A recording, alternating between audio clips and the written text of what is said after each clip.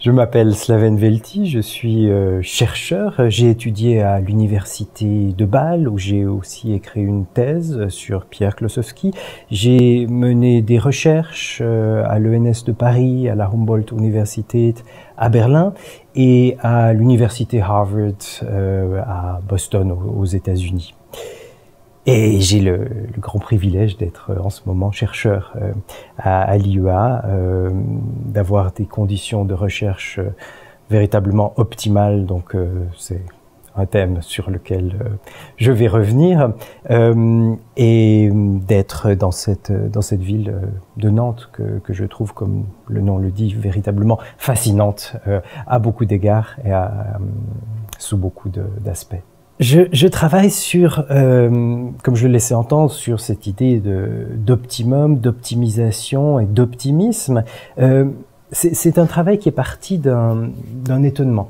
J'ai été étonné de découvrir un certain nombre d'énoncés, de problèmes, voire de doctrines philosophiques entièrement développées au XVIIIe siècle, qui faisaient intervenir des concepts d'optimisme, d'optimum ou d'optimisation, sans que cela ait été étudié de manière extensive et transversale par la recherche. Donc il y avait un manque. Alors il y a évidemment un grand nombre d'études sur Leibniz et l'optimisme, le texte de Voltaire bien connu, Candide, où l'optimisme a été étudié et est toujours étudié dans toutes les écoles. Donc c'est des choses qu'on connaît, mais ce qui manquait, c'était véritablement un questionnement transversal, donc un questionnement qui met en lien une métaphysique, comme la métaphysique de l'optimisme leibnizienne, avec des techniques, avec une histoire des techniques, de l'ingénierie qui cherche à optimiser des systèmes, des horloges, qui est une métaphore très aimée au XVIIIe siècle, avec après des réflexions qui sont menées dans le cadre politique, qui sont menées dans l'histoire des notions morales, qui sont menées dans l'histoire finalement de l'économie. Donc véritablement cette représentation transversale de l'optimisme. Donc, ce qui m'intéressait, c'était de voir dans chaque domaine, de partir de chaque domaine, de voir la cohérence propre de chaque domaine, comme si chaque domaine était en fait le maillon, un maillon clos, qui a sa propre cohérence, mais qui est véritablement maillé avec d'autres domaines, et donc de décrire comme ça toute une chaîne transversale qui traverse tout le siècle, et en partant donc de ces concepts d'optimum, d'optimisme et d'optimisation.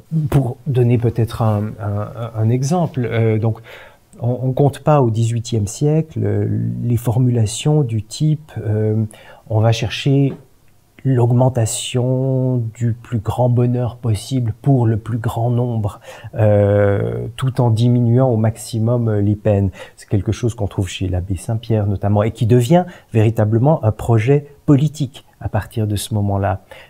C'est quelque chose que l'on trouve également donc, chez Montesquieu, notamment sur la réflexion quel est l'impôt juste. Des impôts trop élevés, on ne pourra pas retaxer l'année dernière, donc on s'appauvrit au bout du compte. Donc il s'agit de trouver une juste proportion, notamment également, ça c'est chez Beccaria, entre les peines et les délits. Des peines trop élevées ou des peines insuffisamment élevées ne sont pas efficaces. Ou pour donner encore un autre exemple, les taxes à l'importation. Si on taxe trop les produits à l'importation, on va favoriser l'émergence de la contrebande. Et donc, ce qu'on aura gagné en taxant quelques marchands, on va devoir le réinvestir pour, évidemment, surveiller tous les autres. Donc, au bout du compte, ce n'est pas efficace. Dans tous ces exemples, donc, on a une idée de proportionnalité.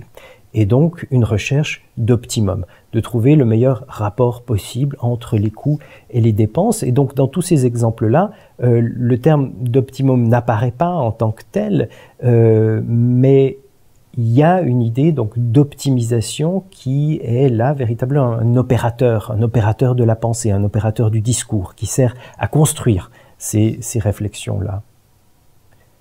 Dans d'autres cas, l'optimum sert de principes de base qui constituent une vision du monde. Notamment chez Fontenelle. Fontenelle explique que la nature, tout ce qu'elle peut faire d'une manière qui lui coûterait moins, soyez sûr qu'elle le fera de cette manière-là. Donc, l'idée que la nature est une grande machine à optimiser. C'est quelque chose, alors, qui fonctionne assez bien. On peut tout à fait imaginer, au XVIIIe siècle, on s'intéresse beaucoup à l'hydraulique, notamment aux canaux, à toutes ces choses-là. Alors évidemment, l'eau, elle coule toujours par la pente la plus rapide dans ce sens-là. Mais en même temps, c'est évidemment une vision de la nature. On peut en avoir d'autres. Hein. La nature comme luxuriance, la nature comme excès, la nature comme débauche de moyens. Enfin, combien de pommes produit un pommier chaque année pour, à partir de toutes ces pommes-là, produire combien de nouveaux pommiers? On a une dépense qui est sans rapport avec le nombre de pommiers effectifs. Donc, de ce point de vue-là, on est bel et bien dans une idéologie et un principe donc d'optimum qui vient orienter ici une perception de la nature.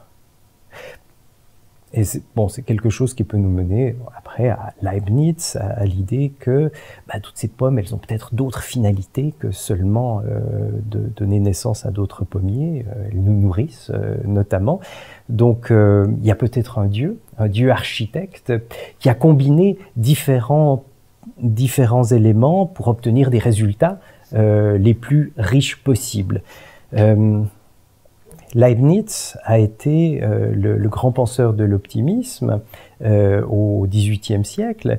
Il est parti de l'idée que le monde dans lequel on vit n'est pas un monde parfait. Ça, vraisemblablement, personne n'en disconviendra.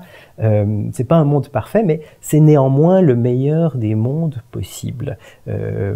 C'est-à-dire que Dieu aurait pu construire un monde géométrique, un monde parfait, mais ce serait resté un monde idéal. Quand on construit un monde réel, on est confronté à la pesanteur des matériaux, à leur solidité, à leur texture. Et donc, le monde a été construit par un architecte qui s'est donné plusieurs buts, donc un but de pérennité, de solidité, un but d'efficacité, un but de fonctionnalité, mais également un but de beauté. Et Dieu a procédé véritablement à un calcul qui intègre toutes ces dimensions-là, sachant que les matériaux avec lesquels il travaille sont nécessairement des matériaux limités. Et donc il a procédé à un calcul d'optimisation, c'est-à-dire qu'il a introduit une rationalité de type économique dans sa construction, c'est-à-dire dans sa création.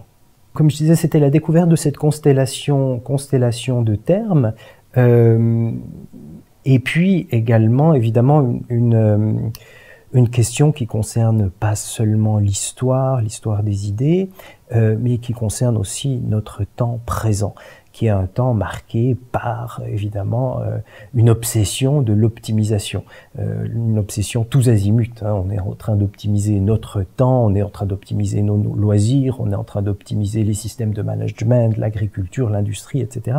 On est en train de tout vouloir optimiser, et donc c'était de se dire d'où ça vient ça. Donc c'est une réflexion archéologique, mais qui vise à penser une chose qui est tout à fait contemporaine. Le terme d'optimisation n'existe pas au XVIIIe siècle. Il arrive en français à partir de la fin des années 60. Et il vient de l'anglais, non pas du latin, avec un certain discours managérial.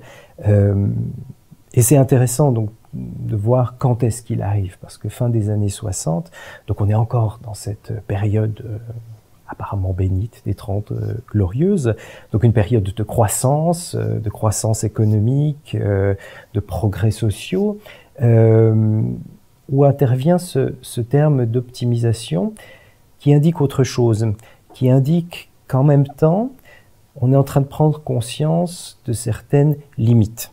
Le progrès peut tout à fait s'accommoder d'un monde sans limite. L'horizon s'éloigne à mesure qu'on s'approche, donc une projection de moyens de production vers l'infini. Dans ce cadre-là, il n'y a rien besoin d'optimiser. Le futur est ouvert. Allons-y.